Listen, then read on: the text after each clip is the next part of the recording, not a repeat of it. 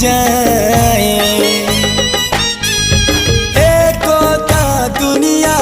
रे नुआनु है तो नुआ संसार तोते अभिनंदन तो चल बाटरे झर फूल चंदन तो चल बाटरे झर फूल चंदन समयर चक्का भौरी घुरे घुरे फुले कांदनालो चढ़ीबु तू फूल सवारी धीरे धीरे फुले कांदनालो बाहादर सुख परा विधाता देइछि तोते विरह वेदना सबु